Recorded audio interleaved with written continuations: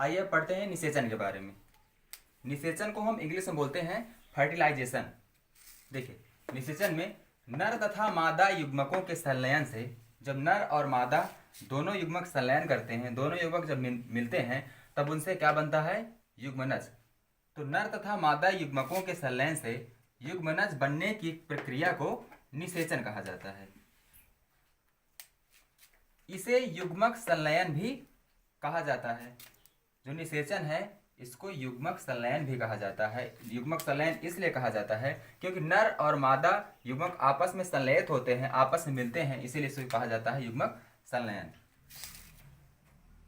ये देखिए, क्योंकि इसमें युग्मकों का संलयन होने पर द्विगुणित युग्मनज उत्पन्न होता है। जब ये संलयन करते हैं तब द्विगुणित युग्मनज उत्पन्न होते हैं। निषेचन जो हमारा होता है वो दो प्रकार का होता है। नंबर पहला क्या है? बाह्य निषेचन, और नंबर दूसरा आंतरिक निषेचन। आइए पहले यहाँ पर हम फिगर्स के माध्यम से समझ लेते हैं निषेचन के बारे में।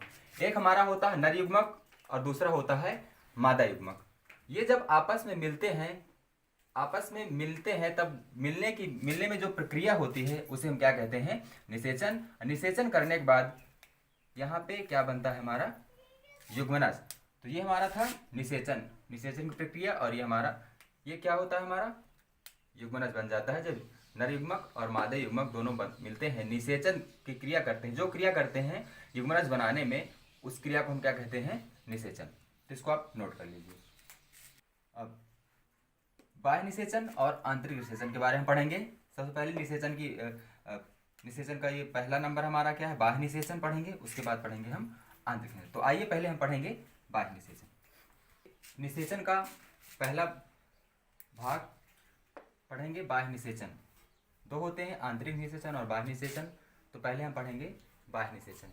बाह्य निषेचन में देखिए, इस प्रकार का निषेचन या युग्मक संलयन, निषेचन को हम युग्मक संलयन भी कह सकते हैं।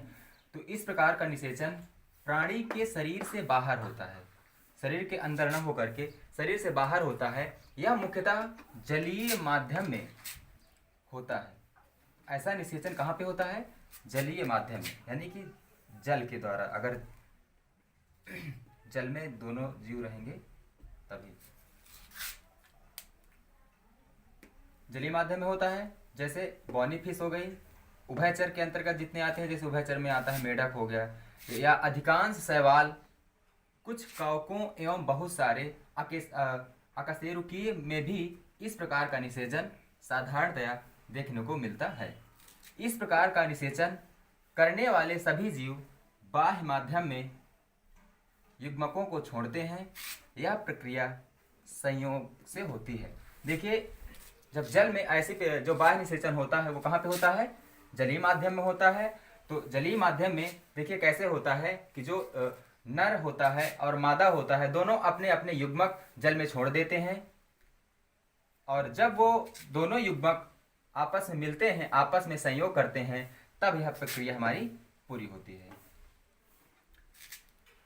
यह प्रक्रिया संयोग से होती है, मतलब कि जब नर युग्मक और मादा युग्मक मिलेंगे तब यह प्रक्रिया हमारी संयोग से होगी, उनके मिलने से होगी। इसलिए जीवों द्वारा अनेक युग्मक उत्पन्न कर निषेचन माध्यम में छोड़ दिए जाते हैं। जो जीव होते हैं वो युग्मक उत्पन्न करते हैं।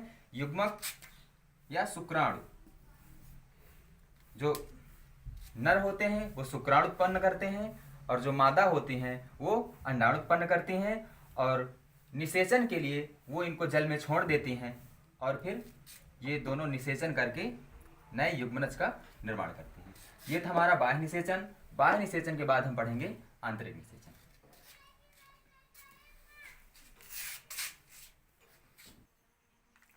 बाह्य निषेचन के बाद अब हम पढ़ेंगे आंतरिक निषेचन। देखिए आंतरिक निषेचन के बारे में। इस प्रकार का निषेचन प्राणी के शरीर के अंदर होता है। जो इस प्रकार का निषेचन है, जो आपका बाह्य निषेचन था वो प्राणी के शरीर से बाहर होता था। जो आंतरिक निषेचन है ये क्या है? जो प्राणी है उसके शरीर के अंदर हो गया, भीतर होता है।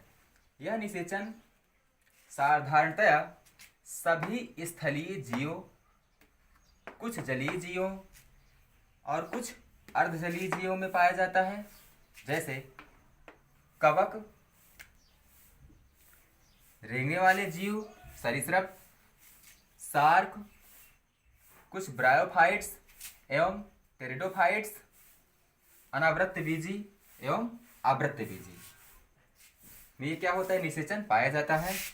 इस प्रक्रिया में मादा युग्मक शरीर के भीतर ही रहते हैं। जो मादा युग्मक होते हैं वो शरीर के अंदर ही रहते हैं और जो नर युग्मक होते हैं वो मादा शरीर में पहुंचता है और उसे निषेचित करता है। फिर से एक बार देख लीजिए, जो आंतरिक निषेचन में जो नर होता है वो मादा शरीर के अंदर जाकर के उसे निषेचित करता है। इस प्रक्रिया को हम क्या कहते हैं, आंतरिक निषेचन। ये था आपका आंतरिक निषेचन। तो निषेचन, आपने निषेचन प्रक्रिया भी पढ़ी, निषेचन के दो पार्ट, आंतरिक निषेचन और बाह्य निषेचन, उसके बारे में आपने पढ़ा। अब आज की क्लास यहीं तक, अगले क्लास में हम कोई दूसरा टॉपिक पढ़ेंगे। देखिए, जो आपको पढ़ाया जा रहा है इसकी नोट्स आप जरूर बनाइए, इसीलिए लिखा यहाँ पे बोर्ड पे लिखा जा रहा है ताकि आप इसको पुश करके आप इसको अच्छे से नोट्स में लिख सकें। ठीक है, आज की क्लास यहीं तक। Thank you.